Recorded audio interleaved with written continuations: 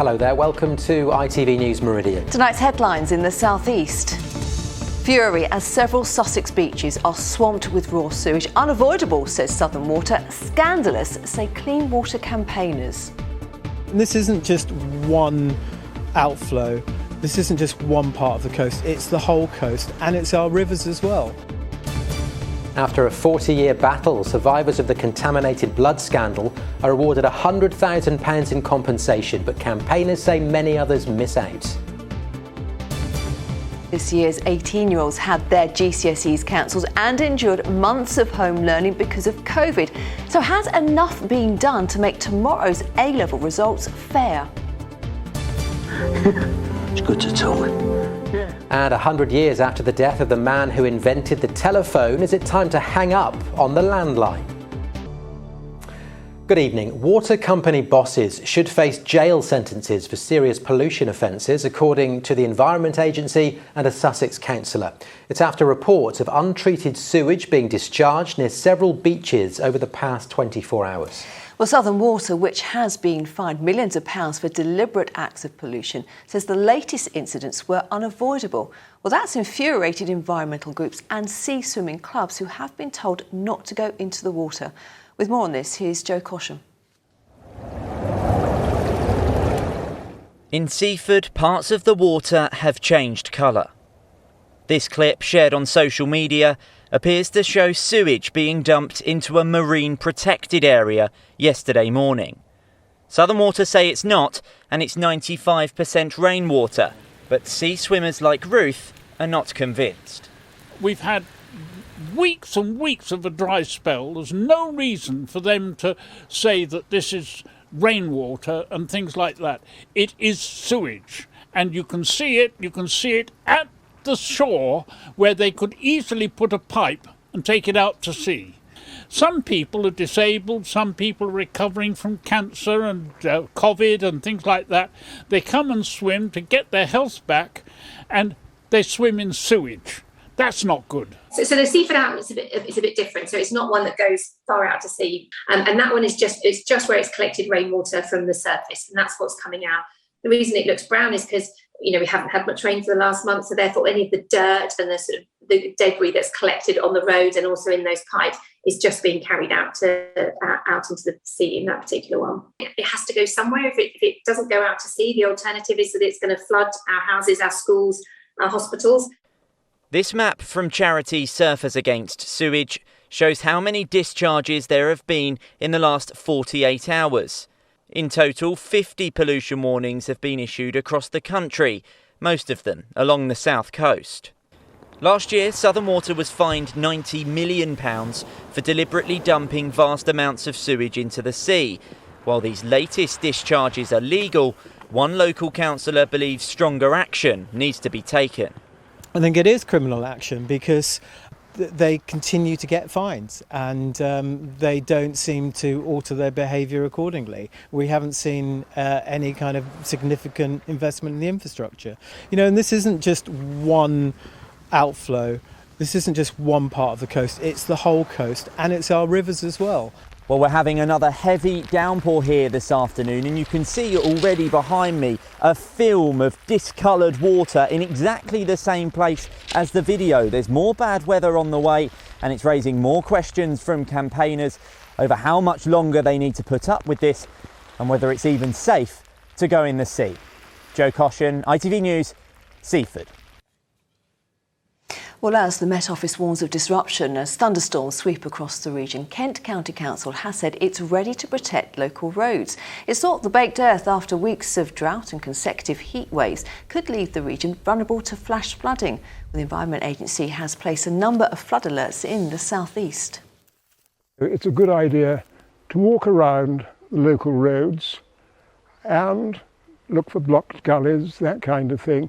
And if they find any, let us know, and we'll be out there to clear them, to make sure that our highways drainage works and keeps the water away from their houses. Well, heavy rainfall across parts of the southeast is causing some flash floods this evening. Fast-moving floodwater has been disrupting travel on roads in Folkestone. There are reports of flooding on the A20 in Harrietsham. Reports too of flooding at a supermarket at Burgess Hill in West Sussex. Bus drivers in Kent and Essex say they are going to strike about pay. Around 800 Arriva workers have agreed on the walkout after a pay cut presented as a rise. Well, the Unite Union said the 7.8% offer was completely unacceptable during a cost of living crisis. Dates for the strike have not yet been set. Commuters are being warned not to travel by train unless absolutely necessary ahead of tomorrow's rail strikes. South Eastern, Southern, Thameslink and Gatwick Express will only run skeleton services with many stations closed altogether. Another walkout in the RMT row over jobs and pay is expected on Saturday. In all, we're running about 20% of our service, but what's important to note is that particularly in Sussex, much of the network is closed. So the Southern service, for example, only really runs on the Brighton Main Line and some South London suburban services. Much of the network will be closed, and so people really need to check exactly what it means for their own journeys. A woman from the Isle of Sheppey has been jailed for 2.5 years after driving armed robbers to the home of a man who was then stabbed. Abigail Duke, who's 21 and from Vincent Gardens, then drove the gang home, leaving their victim lying in a pool of blood. 19-year-old Alfie Stiffle-Pace from Kenley in Surrey was jailed for 5 years and 3 months for robbery and wounding with intent. Now, today's announcement of the payment of £100,000 to victims of the Contaminated blood scandal has had a mixed reception from campaigners. The government said those affected and husbands or wives who've lost partners can expect the money by the end of October. Well, around 4,000 will receive the compensation, but some families say that other relatives, such as parents and children who cared for their loved ones, are missing out. Well, Sally Simmons joins us in the studio now and has been gauging reaction here in the South East. Sally, this decision, it's been a long time coming, hasn't it? Well, you could say that, some 40 years, yes. So in the 70s and 80s, thousands of people were infected with hepatitis C or HIV or both when they were given contaminated blood products and they were imported from the US. Now, those receiving blood transfusions or haemophiliacs in need of a clotting factor were the ones at risk. And since then, at least 2,400 people have died and campaigners have been asking for compensation. So Tim Ratton from Ashford lost his father Peter to Hep C after he was treated with a clotting factor in the 80s. He's glad some are receiving money. Mixed reactions there, and obviously myself, I won't get anything, but then obviously I accept that. But I'm just glad that obviously our friends that are infected have actually got something now and they can enjoy something before they obviously sadly pass. So haemophiliacs rely on a clotting factor, and when the UK supplies ran low in the 70s, we turned to the United States, but the blood donations came from groups who were really at high risk of HIV and Hep C. I think it's almost impossible to put a price tag on 40 years of loss, of bereavement, of the loss of careers, of the loss of family, of the loss of ability to have families in many cases. How do you put a price tag on that? Plus the stigma that many people faced, particularly with HIV in the 80s and the 90s. We live in a different world now. Sally, how welcome is today's announcement? Well, very welcome, I think, because £100,000 within a matter of weeks is, of course, very good news. Time is running out. It's estimated that one victim dies every 4 days. And today, the Conservative MP Kit Malthouse said the interim payment needed to be given very quickly. We felt the need to move very quickly on this as soon as the recommendations came through, because people sadly are dying on a far too regular basis. This is a profound scandal which has had a huge impact on far too many people, and while we can never compensate for that, hopefully this money will help. And the final decision on who will receive compensation will be announced next year when the 5-year inquiry into this scandal finally comes to an end. It's been going on so long, hasn't it, Sally? Thank you very much indeed. In other news, attacks on the government's attempts to curb migrants crossing the Channel in small boats continue today after a decision to scrap the involvement of the Royal Navy. Just 4 months after they started, naval patrols in the Channel are to end, with control handed back to Border Force, unless the new Prime Minister directs otherwise. It was a policy doomed to fail, says Labour's prospective parliamentary candidate for Dover. What we have to ask, I think, is what were they looking to achieve from this? Because if they were looking to deter, it was never going to happen and it's clearly failed. Or were they looking to ensure that those that launched from France didn't make it into the UK, which again was never workable because the Royal Navy will only save lives at sea. They're not going to turn them around and put people's lives at risk. There's complete failure, and it was always going to be. Now you're watching ITV News Meridian in the South East. Coming up on our programme. You've heard of food banks. Well, now the number of data banks is increasing, providing internet access for casualties of the cost of living crisis. An amber warning is still in force for thunderstorms, so we're not quite out of the woods yet, but over the next few days things do look a little bit calmer. Join me later for all the details. More on all of our stories today, of course, on our website. There's the address, itv.com/Meridian. You can call us if you have a story you think we should be covering. The number 0808 1010 095. And of course, don't forget to follow us on Facebook, on Twitter and on Instagram.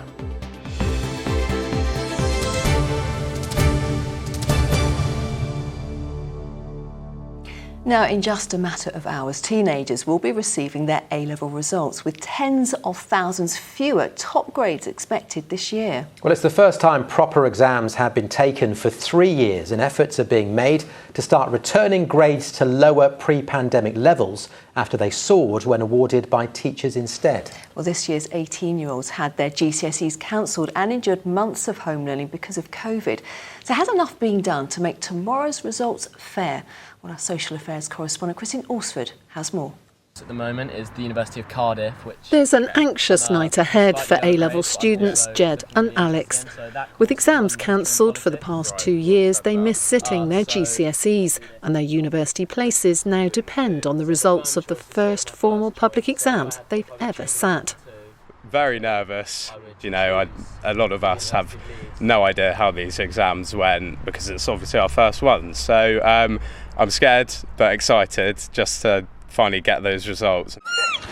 Yes! When grades were decided by teachers last summer, nearly half of all entries were awarded A's or A stars.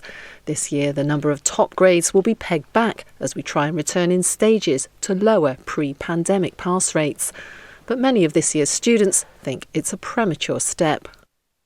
It's the wrong year to be doing it. I don't think it's very fair on our year, who left school halfway through year 11 and didn't go back until quite late into our first term of college, being told that we don't have the opportunity to get the grades that other years who arguably weren't as affected by COVID.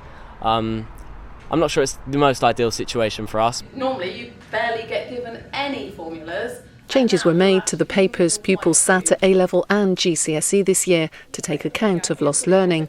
Advance notice of topics was given and formula sheets were supplied rather than having to be memorised. But this head teacher, whose school includes a large sixth form, isn't convinced the help was consistent enough across the board. The specifications were slimmed down. However, I don't think it was a level playing field across all the subjects. I think it was more beneficial in sciences, but perhaps less beneficial in languages. Are you actually anxious about your results, or are you feeling quite confident? Yeah, no, I am anxious about the results. I think all head teachers are anxious about results because there's so much uncertainty this year. But those in charge of this year's results say they will be fair, and we shouldn't be comparing this year's exam hall results with the past 2 summers. As tempting as it will be to make comparisons with 2021, the meaningful comparison will be with 2019, which is the last time that exams were sat. Compared to the last time exams were sat, we've said that we're going to be lenient with grade boundaries. We've asked examiners to take account of the pandemic context because we all understand what students have been through and we absolutely empathise.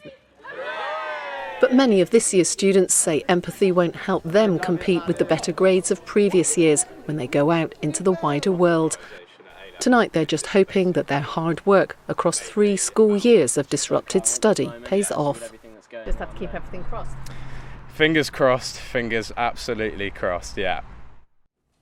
Well, Christine is in our newsroom for more on this. Christine, if A-level grades are down, what's going to happen with university places this year? Well, it's likely that the system will adjust, with universities taking some applicants who have narrowly missed out on the grades they needed. But there are a couple of other pressures going on this year which are going to complicate things slightly. For a start, there are record numbers of 18-year-olds applying, and we also know that some universities have been more cautious this year about making large numbers of offers to avoid popular courses being oversubscribed. Now, the advice for students, as ever, is not to panic and that there will be plenty of help and support on hand if they need it. Yes, always good advice. And is it just A-level results out tomorrow? No, it's not a whole lot more. Vocational style qualifications will be awarded as well, including some brand new qualifications called T-levels.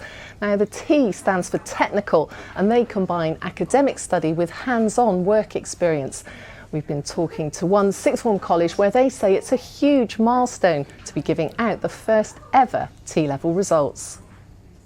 They really are akin to A-levels in terms of their challenge. You know, I think in this country we have a tendency to see technical and vocational opportunities as being somehow second rate. These T-levels are nothing of the sort. We're really behind these qualifications 100%. And results, vocational and academic, will start to be released by schools and colleges from around 8 in the morning. Yes, not long to wait now. For now, Christine, thank you. Oh, we wish lots of good luck to anyone who's getting their results tomorrow. You've been through such a tough time, and exams, I mean, I hated exams. I was terrible. I can still remember that feeling. Oh. It's not fun. It's not fun at all. Yeah. It's just memory. I was terrible. I used to write so quickly. I don't know how teachers ever read a word I wrote. So if you're waiting, good luck and stick with it. It'll be fine. Now, the ITV Evening News continues, of course, after us. With the details this evening, here's Charlene White. Inflation hits 10%, a new 40-year high. The cost of basic foods like vegetables, bread and milk are driving prices up, but charities warn of severe hardship to come. Also ahead, the hunt for the killer of a pensioner stabbed to death on his mobility scooter. A warning over sewage in our seas as 50 British beaches are declared as hazardous for swimmers. Plus, Raducanu's reaction after beating her tennis idol, Serena Williams.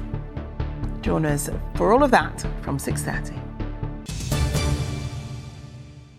Now, a video taken in Margate has highlighted the dangers of using disposable barbecues on the beach. Now, this footage shows how one was still hot almost 15 hours later. It's led to calls for the barbecues to be banned, as is planned down the coast in Whitstable and Herne Bay. A new festival is being launched next month to celebrate Kent's rich pilgrim heritage. The Kent Downs will host a series of walks, talks and workshops at the end of September. It's being billed as the perfect antidote to fast-paced modern living. Look forward to that. Now, you've heard of food banks for families who can't afford to put meals on their table. Now, the number of data banks is increasing, providing internet access for people who don't have the money to pay for it. Well, getting online was once considered a luxury. Now it's often essential to access many services, but it's something many people say they can no longer afford as their bills continue to get more and more expensive. James Webster has been finding out what support's available here in our region. It's a long time since phones were just about making calls and sending texts. Using them to get online gives access to essential council services and health appointments for people like Nadia. Because I was struggling, I was actually sharing with my neighbour the Wi-Fi, even though it wasn't safe, but that's the only thing I could do at the time, because she was struggling, I was struggling, and so one of us had to cut the internet off. And the school kids' homework nowadays as well is all online. In recent research, 86% of people said connectivity is essential. But as the cost of living rises, almost 9 in 10 say they would have to give up the internet to pay for food and energy bills instead. Almost half said they've had to set a timer to make sure they don't use their mobile data for too long. That's why the number of data banks like this one has increased. They hand out SIM cards loaded with data to people who need them. We have families who know that they need to save data in order to be able to speak to their GP.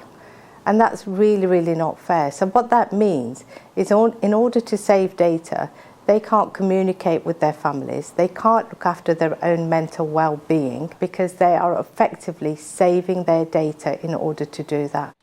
Among the organisations running such data banks here in our region is this one in Swanscombe in Kent. We've had just like a steady roll out really, and then I'd say in the past 2 to 3 months we've had definite surge, and it's not just people that are maybe on universal credit or not working, it's people that have got maybe two adults in their family working. They're accessing the database, they're accessing food banks. It's really across the board. The data they hand out comes from the National Data Bank, which has just been given an extra 15 million gigabytes by Virgin Media and O2 to mark 1 year since the programme started. The internet really is an essential utility, and the cost of living crisis is pushing more people into data poverty. So community organisations and charities all across the country can draw down data from the data bank and give that directly to the people that they support. And that provides a vital lifeline right now when so many people are struggling with the cost of living. How much of a difference has it made to you since you were able to come here and get the data? Massive difference, because I was looking for a job, my son was looking for a job, and we would, even if we wanted to get place to place, go to place, we have to go on Google. You have to do all this research online. More than 50,000 SIM cards have been given out to try to prevent data poverty. But the National Data Bank warns there are still more households at risk of being cut off from the digital services they need. James Webster, ITV News. Well, are you one of the 5 million households who no longer use a landline for phone calls at home? More and more of us are giving up landlines, with a third of people saying they only have one to get broadband. Well, this month marks 100 years since the death of telephone inventor Alexander Graham Bell, and Chloe Oliver has been taking a look at the shift in technology. Sleep well, my love. The landline was the key to connecting us to our loved ones. And who could forget Bob Hoskins' iconic line? So if you want to together tonight, get together on the phone. Hello, love. It's good to talk. Yeah. 100 years since its creation, there's now so many ways to stay connected. But over a quarter of households, that's 5 million people, never use their landline.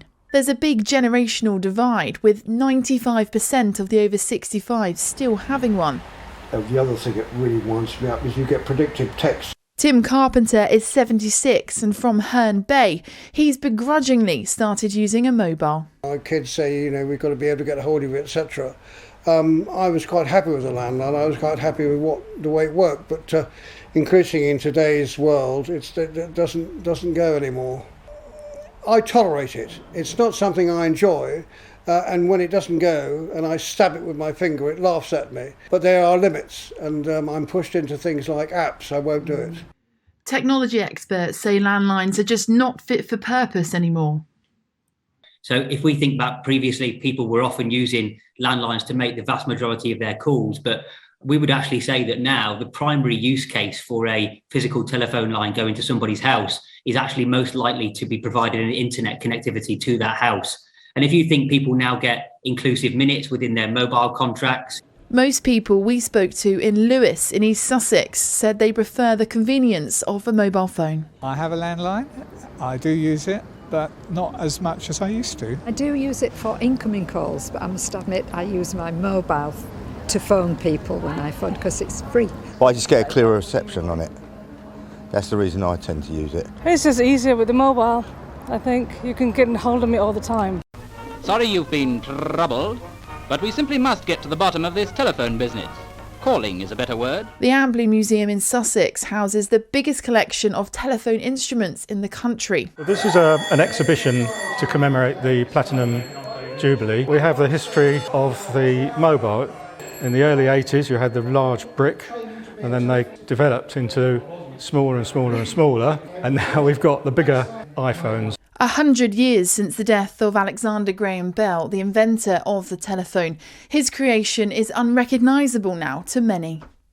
Younger children, they have difficulty with the dial, and you have to teach them how to do the dial. There's all sorts of combinations of them trying to make a call. So you have to sort of point them in the right direction. As technology continues to move so fast, is the wired phone reaching the end of its line? Chloe Oliver, ITV News. It's nice to see the adverts with Bob Hoskins. Didn't Maureen Lipman do one as well? Wasn't she the one that had... About exam results? Yes, ology. He's got an ology. He's got an ology. I missed the dial because it was, you'd get 10 digits in, mess it up and have to start again. And I think that's what stopped people ringing you so much. Because it was quite frustrating. It was an effort. Many times, and yet start all over. And also when you'd go home, if you were out somewhere, you'd have to phone home, say 3 rings. 3 rings. And you were back. You can't really do that on a mobile, can you? I miss it's not the those same. days, really. Let's go back in time. Why not? Let's talk about some sport, because it's been a tough start to the season for both our sides in League Two, with Gillingham and Crawley at the wrong end of the table. The two teams hope to be pushing for promotion, but as Andrew Pate explains, there's plenty of work to be done after a bruising night for both sides. Gillingham's manager Neil Harris says bad habits at both ends of the pitch cost them here. Chances like this one for Jordan Green were spurned, while he described the goals conceded as woeful. He's disappointed his defenders didn't make it more difficult for Harrogate to add to their tally, though he labelled goalkeeper Glenn Morris as magnificent in helping to keep the score down.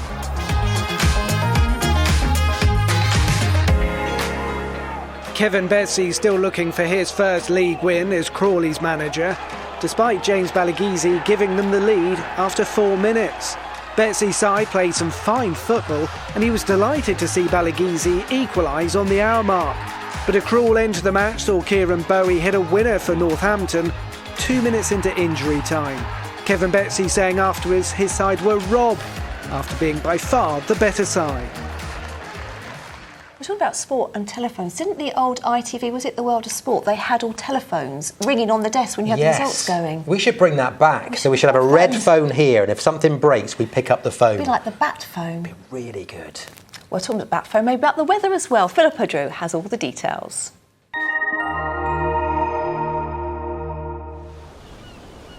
Feels like home, whatever the weather.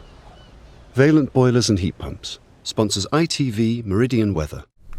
Hello there. Well, we certainly have had a fair few thundery downpours out there today. The Met Office still have an amber weather warning in force for further thundery downpours through the rest of this evening. Some torrential rain expected and the potential for some further localised impacts. All down to low pressure, and it's going to stay with us really through the next few days. Situated up towards the northwest, but exerting its influence across all parts.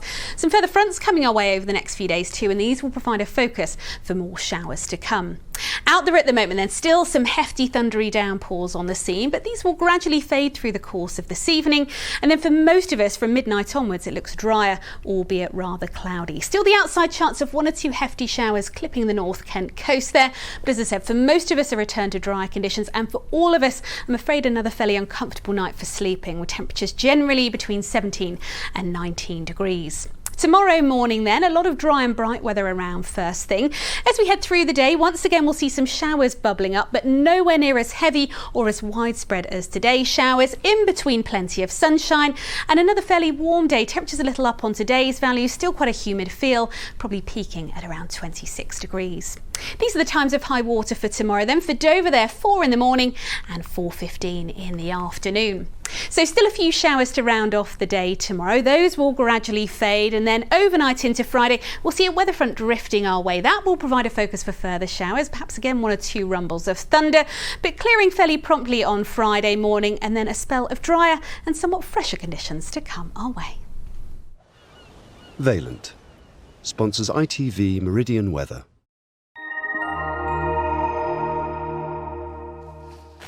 Well, in just a moment, the ITV Evening News with Charlene White.